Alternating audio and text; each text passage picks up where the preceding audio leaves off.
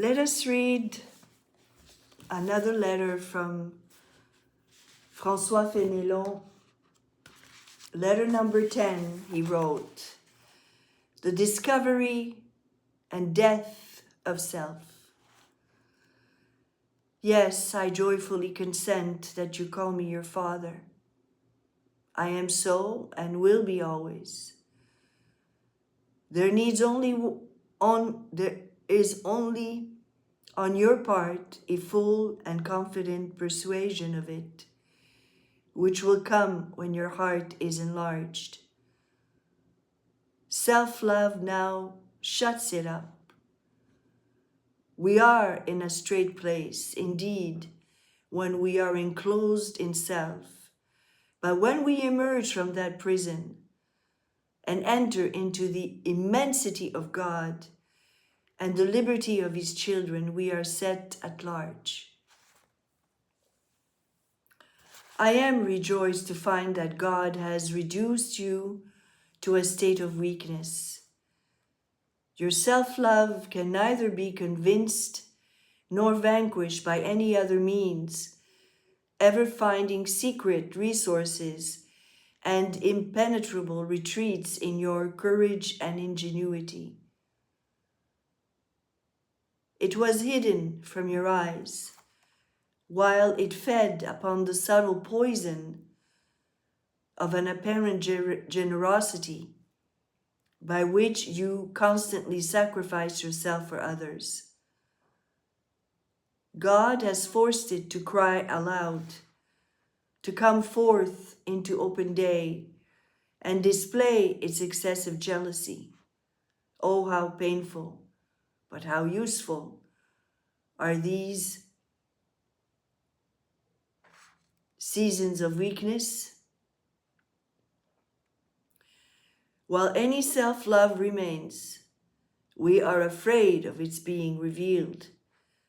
But so long as the least symptom of it lurks in the most secret recesses of the heart, God pursues it, and by some infinitely merciful blow, forces it into the light. The poison then becomes the remedy. Self-love, pushed to extremity, discovers itself in all its deformity by a transport of despair and disgraces all the refinements and dissipates the flattering illusions of a whole life. God sets before your eyes your idol, self. That is your greatest idol. You behold it and cannot turn your eyes away. And as you have no longer power over yourself, you cannot keep the sight from others. Thus, to exhibit self-love without its mask is the most mortifying punishment that can be inflicted. We no longer behold it wise, discreet, polite, self-possessed, and courageous in sacrificing itself for others. It is no longer the self-love whose nourishment consisted in the belief that it had need of nothing, and the persuasion that its greatness and generosity deserved a different name. It is the selfishness of a silly child, screaming at the loss of an apple. But it is far more tormenting, for it also weeps from rage that it has wept. It cannot be still and refuses all comfort because its venomous character has been detected.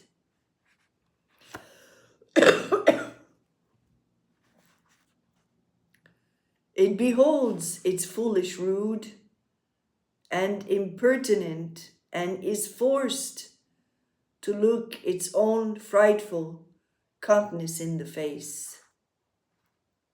It says with Job, "For the thing which I greatly feared is come upon me, and that which I was afraid of is come unto me. Job 3, verse 25. For precisely that which it most fears in the most necessary means of its destruction, we have no need that God should attack in us what has neither life nor sensibility. It is the living only that must die, and all the rest is not. This then is what you needed, to behold a self-love convinced, sensitive, gross, and palpable. And now all you have to do is to be quietly willing to look at it as it is. The moment you can do this, it will have disappeared.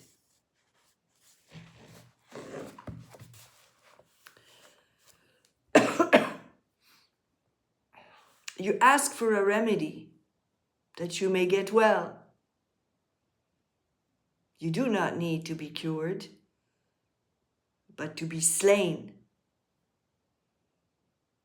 Seek not impatiently for a remedy, but let death come. Be careful, however, lest a certain courageous resolve to avail yourself of no remedy be itself a remedy in disguise, and give aid and comfort to this cursed life. Seek no consolation for self-love, and do not conceal the disease. Reveal everything in simplicity and holiness, and then suffer yourself to die.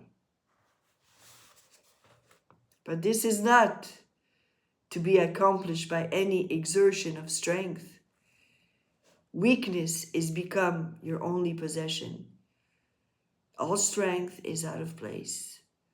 It only serves to render the agony longer and more distressing. If you expire from exhaustion, you will die so much the quicker and less violently. A dying life must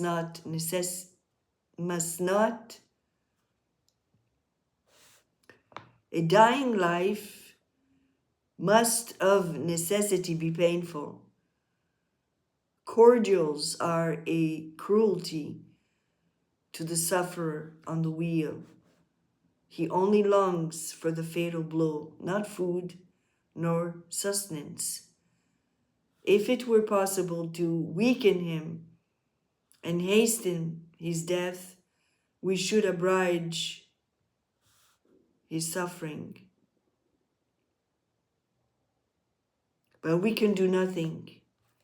The hand alone that tied him to his torture can deliver him from the remains of suffering life. Ask then neither remedies, sustenance, nor death. To ask death is impatience. To ask food or remedies is to prolong our agony. What then shall we do? Let alone, seek nothing, hold to nothing, confess everything, not as a means of consolation, but through humility and desire to yield. Look to me, not as a source of life, but as a means of death, as an instrument of life would belie its purpose. If it did not minister to life, so an instrument of death would be falsely named, if in lieu of slaying, it kept alive.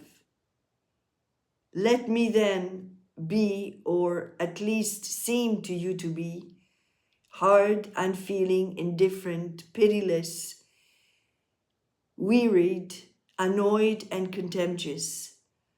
God knows how far it is from the truth.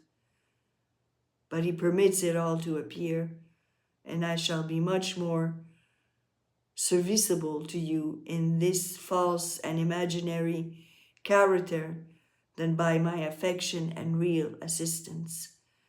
For the point is not how you are to be sustained and kept alive, but how you are to lose all and die.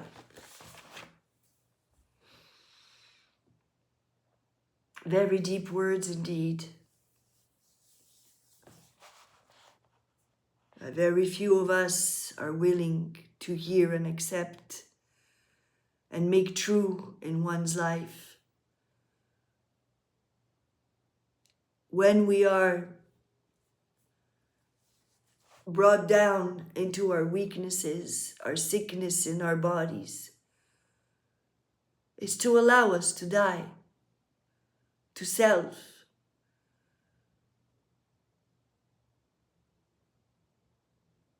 to humble us, to make us so weak we don't have any strength left. And that's when God can truly operate in us, manifest His power in us, to transform us, to mold us in the way He wants to mold us and shape us. Don't look for any cures, don't look for any escapes, any remedies or distractions. Submit to this purification. Allow it to hurt you. Allow it.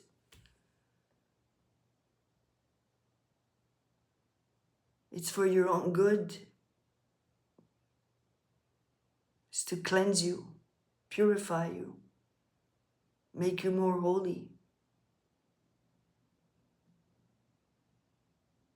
bring you closer to the Lord.